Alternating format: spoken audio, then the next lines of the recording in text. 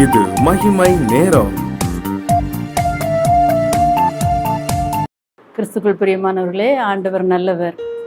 அவர் சகலவித ஆறுதலின் தேவன்.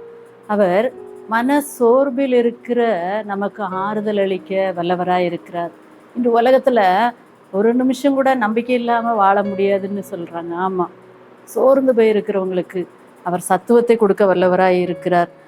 வேதத்தில் சொல்லப்பட்டிருக்கிறது, நீதிமொழிகள் 20:10, ஆபத்து காலத்தில் நீர் சோர்ந்து போவாயானால் உன் பலன் குறுகினது. வேதம் சொல்கிறது ஏசாயா 40:29, சோர்ந்து போகிறவனுக்கு அவர் பலன் கொடுத்து சத்துவம் இல்லாதவனுக்கு சத்துவத்தை பெருக பண்ணுகிறார். சோர்ந்து போகிறவனுக்கு அவர் பலன் கொடுத்து சத்துவம் இல்லாதவனுக்கு அவர் சத்துவத்தை பெருக பண்ணுகிறார். இந்த மனச்சோர்வு சாத்தானின் மிகப்பெரிய ஆயுதம். பல்வேறு நேரங்களில் அந்த மனச்சோர்வு வரும்போது எவ்வளவு பெரிய பரிசுத்தவானாக இருந்தாலும் சரி, எவ்வளவு பெரிய நம்பிக்கையுடைய மனிதனாக இருந்தாலும் சரி, தைரியம் இல்லாத ஒரு சூழ்நிலைக்கு தள்ளப்படுகிறான். சந்தேகங்களை அவன் கேட்டுக்கொண்டே இருக்கிறான். அவனுடைய உள்ளத்துல கேள்விகள் எழும்பிக் கொண்டே இருக்கிறது.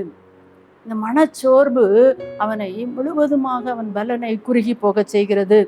எலியாவை இந்த மனச்சோர்வு பிடித்த போது அவன் சொல்லுகிறான், கர்த்தாவே போதும், கர்த்தாவே என் ஆத்துமாவை எடுத்துக்கொள்ளும் என்று. இவ்வளவு தைரியமாக நின்று போராடினவன், அத்தனை பேர் மத்தியிலையும் தனிமையாக நின்று போராடி கர்த்தரே தெய்வம் என்று நிரூபித்தவன், ஒரு சாதாரண ஒரு ஏசபேல் என்ற ராணிக்காக பயந்து, அவளுடைய சவாலை குறித்து பயந்து ஆண்டவரிடத்துல சொல்லுகிறான், போதும் கர்த்தாவே என் ஆத்துமாவை எடுத்துக்கொள்ளும். இந்த சோர்வு எப்படிப்பட்ட பெரிய மனிதராக இருந்தாலும் அவர்களை தாக்குவது உண்டு. பல்வேறு நேரங்கள்ல இந்த சோர்வுக்குள்ளாக நாம் வரும்போது எல்லாவற்றையும் இழந்து விடுகிறோம், எல்லாவித நம்பிக்கையும் இழந்து போகிறோம் மனச்சோர்வுல. ஆனா ஆண்டவர் கைவிடல. இந்த மனச்சோர்வுல ஆண்டவர் நம்மோடு கூட இருக்கிறார், அவர் கைவிட மாட்டார். அவர் சொல்றாரு, அந்த சூழ்நிலையில தேவதூதனை அனுப்பி எலியாவை உற்சாகப்படுத்தி ஆறுதல் படுத்தி அந்த சூரச்சில்கள் படுத்திருந்த அந்த எலியாவுக்கு உணவு கொடுத்து போஜனம் கொடுத்து அவனை, நீ செல்ல வேண்டிய தூரம் வெகு தூரம் என்று நீ அவனை ஆறுதல் படுத்துகிறதை நாம் பார்க்கிறோம். கிறிஸ்துக்குள் பிரியமானவர்களே, ஒவ்வொரு நாளும் ஆண்டவர் நம்மை தட்டி எழுப்புகிறார். இவ்வாறு, நீ செல்ல வேண்டிய தூரம் வெகு தூரம், நீ செய்ய வேண்டிய காரியங்கள் பல இருக்கு, உன்னை என்ன நோக்கத்துக்காக வைத்திருக்கிறேனோ அந்த நோக்கத்தை நீங்க செய்யறது வர ஆண்டவர் உங்களை தட்டி எழுப்பி கொண்டே இருப்பார். அதனாலதான் வேதம் சொல்லுது, கர்த்தருக்கு காத்திருக்கிறவர்களோ கழுகுகளை போல சட்டைகளை அடித்து எழும்புவார்கள். அவங்க ஓடினாலும் அவங்க இளைப்படையார்கள் என்று வேதம் சொல்லி இருக்கிறது. அவங்க வயதானாலும் சரி அவங்க சோர்ந்து போறதில்லை, அவங்க பலன் குறுகி போறதில்லை. ஆமா, நம்ம எதுலெல்லாம் சோர்ந்து போகாம செய்யணுமா, முதலாவதாக ஆண்டவர் நம்மிடத்துல எதிர்பார்க்கிறார், நாம் ஒவ்வொரு நாளும் ஆண்டவர் நம்முடைய கடைசி மூச்சு வர, நம்முடைய கடைசி சொட்டு ரத்தம் வர ஒவ்வொரு நிமிடமும் ஆண்டவருக்காக உழைத்து கொண்டே இருக்க வேண்டும் என்று தீர்மானம் எடுக்க வேண்டும். மனச்சோர்வு இப்படி தீர்மானம் எடுக்கும்போது நம்மை விட்டு பறந்து போகும். பரலோக மன்னாவை புசித்து நம் ஆண்டவருக்காக ஓடுவதற்கு ரெடியாகணும். ஆண்டவர் எதுலெல்லாம் நம்ம நமக்கு சந்தோஷத்தை கொடுக்குறாராம், நம்ம சோர்ந்து போகாம தைரியமா இருக்கணும்னு சொல்றாருன்னா, 3 காரியங்கள்ல ஆண்டவர் சோர்ந்து போகாம இருக்க சொல்றாரு. முதலாவது காரியம், நாம் சோர்ந்து போகாமல் ஜெபம் பண்ணணும். எப்பொழுதும் சோர்ந்து போகாமல் நாம் ஜெபம் பண்ண வேண்டும். நமக்கு சோர்வு வரும்போது, மனச்சோர்வு வரும்போது நம்ம ஜெபிக்கிறவர்களாக காணப்பட வேண்டும். 2வதாக, நாம் சோர்ந்து போகாமல் ஊழியம் செய்ய அழைக்கப்படுகிறோம்.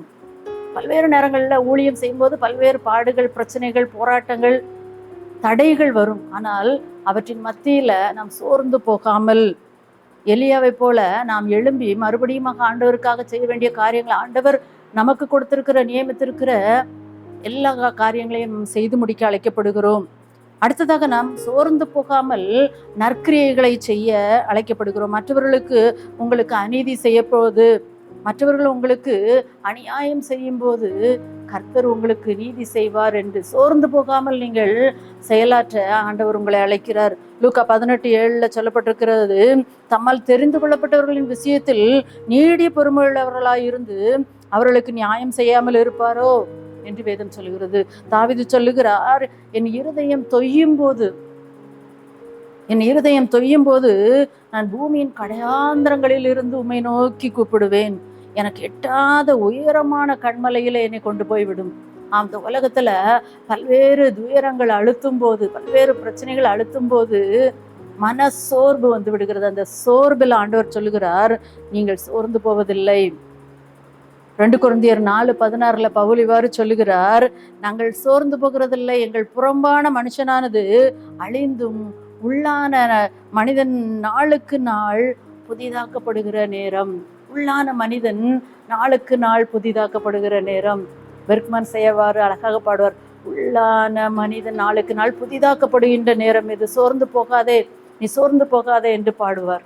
ஆம், நம்முடைய வாழ்க்கையில சோர்வுகள் நம்மை தாக்கும் போது நாம் செபிக்கிறவர்களாக, சோர்ந்து போகாமல் நாம் செபிக்கிறவர்களாக, சோர்ந்து போகாமல் நாம் ஊழியம் செய்கிறவர்களாக, சோர்ந்து போகாமல் நல்கிரியை செய்கிறவர்களாக, எப்போதும் நன்மை செய்கிறவர்களாக.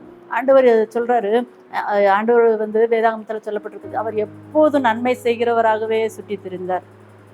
உலகத்துல அழிந்து போகிற உலகத்துல நாம் வாழ்ந்து கொண்டிருக்கிறோம். அழியாத ஜீவனை பெற்றுக்கொள்ளும்படியாக நாம் ஒவ்வொரு நாளும் சோர்ந்து போகாமல் நாம் கடைசி மூச்சு வரை ஆண்டவருக்காக ஓடிக்கொண்டே இருப்போம். நிச்சயமாகவே ஆண்டவர் உங்களை இந்த சோர்வில் இருந்து ஆறுதல் படுத்தி எலியாவை போல பல்வேறு அரிய பெரிய காரியங்களை செய்யவும், பல்வேறு எலிசாவை போல தீர்க்கதரிசிகளை உருவாக்கவும், உங்களுடைய சந்ததியை எழுப்பவும், அநேகரை கட்டி எழுப்பவும், அநேக நற்கிரியைகளை செய்யவும் உங்களை ஆண்டவர் ஆறுதல் படுத்துவார் என்பதில் எந்த சந்தேகமும் இல்லை. ஜெபிப்போமா?